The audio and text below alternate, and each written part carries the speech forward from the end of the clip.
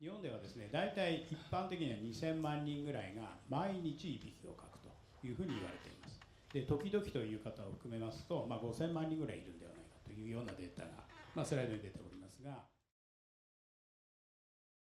ではまずそもそもいびきがどうして起きるかという話ですね。で、黒いところですね、こういうところは呼吸をする気道と言います。普段起きている時はこれ全部開いてますが、夜よく眠ってですね、リラックスをするとこういうように狭いところが時々出るんですね。で、この時に実際にじゃあいびきをかくとどうなるか、狭いところができてですね、先ほどの画像と同じ狭いところができて、そこが振動を起こすんですね。周りが柔らかい肉ですから振動を起こす、この摩擦の音がいびきということになります。いびきはまず騒音ということで非常に周りに迷惑をするとかけるという意味で大問題です。一つは眠りの質が悪くなるという可能性がありますし、実はいびきをかく方の、ベッドパートナーですねが実はその難聴になるのではないかという研究も今行われていると。横を向いて寝る、姿勢を変える工夫することによっていびきを減らすということが一般的です。いびきに対して横を向くというのは、トレーニングの一つなんですね。健康な人は横を向いて寝ても睡眠の質を妨げない。やはり眠りの質は横になっても悪くならない、健康な方でも悪くならないということをまず最初に証明しております。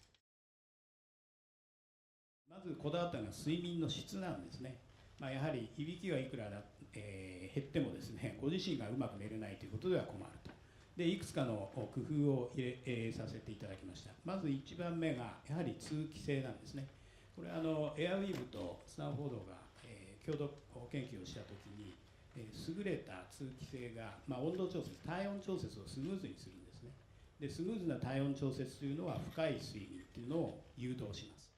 まずちゃんと睡眠の質が高められるように、スムーズな体温調節ができるようにということでエアウィーヴの素材を使っているということになります。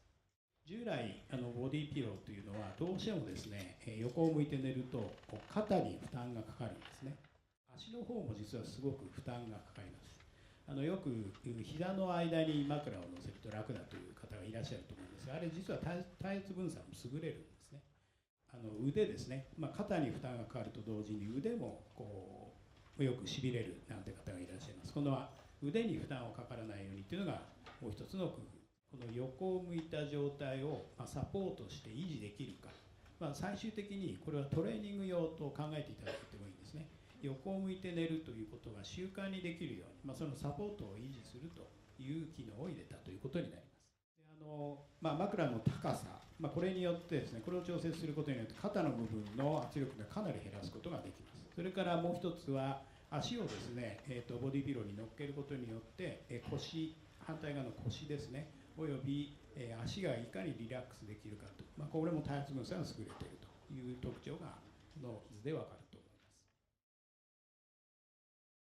います。いかにそのいびきの音を減らせるかということで、実際にこれは検証実験を睡眠科学センターで行っております。騒音規制法という法律があります。そこでよく使われるものなんですけれども、48.8 デシベルですね。これは静かな住宅街の規制においてはですね、場合によって地域によってはこの 48.8 というのは規制に引っかかるレベルの騒音ということになります。で、今回の枕を使っていただいた状態になります。完全に横を向いている状態では透過騒音レベルが 33.5 というふうになっております。お聞きになった通り、ほとんどいびきをかかない状態に変わっているというふうに解釈していただければいいと思います。いびきには効果があるということになります。